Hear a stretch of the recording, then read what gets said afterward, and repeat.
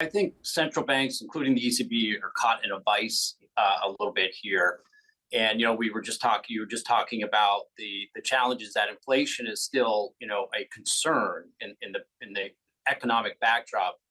On the other hand, they have worries about financial stability. So I think the comments that went along with this and the 50 basis point rise shows that they're confident that they can deal with the financial stability issues that are out there in the marketplace while still leaning into inflation. So I think that was where they wanted to get to. And this is the first central bank meeting. We're getting a glimpse of how a major central bank is going to deal with these two conflicting issues.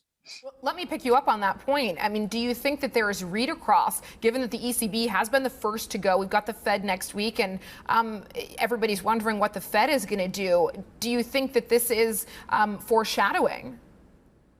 It could be, and I wouldn't be surprised if it is.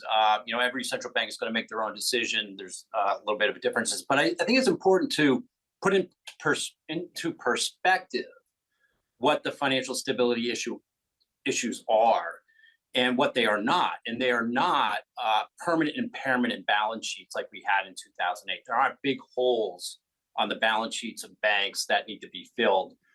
This is about liquidity. And I think central banks and the ECB are very well, are very capable of containing, liquidity issues, mark-to-market type of issues. This is a confidence game, and they can put a lot of money through standby facilities and so on, and they emphasize those capabilities to address any of those worries about liquidity.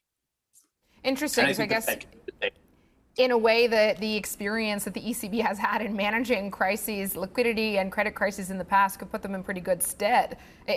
Ultimately, is that what you're suggesting?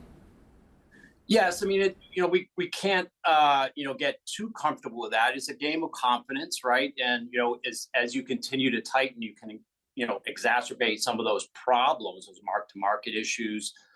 It makes life a little bit more difficult, or a lot more difficult for the banking sector. And I think, as you were just mentioning, one of the things that they would worry about, to a certain degree, would be that bank lending channel. So the credit window, does it shut, close for, Main Street economy to refinance debt that's coming due, that sort of thing. That would not be something that they'd like to see from an economic development. So there's a fine line here, but really, when we compare this to other types of financial stability in the past, this one to me seems very different. Getting back again to that, where's the impairment, and then where's the contagion risk? And if you look across outside of those, specific problems, and they're not small, they're specific, but they're specific. When you look at the read across, we don't see a lot of financial contagion in terms of CDS spreads blowing out across the financial sectors, for example. Hi, I'm Joanna Bersecci, and thank you for watching. You can check out more of our videos by clicking on the boxes on the screen. And don't forget to subscribe to our channel for more from CNBC International. Thank you for watching.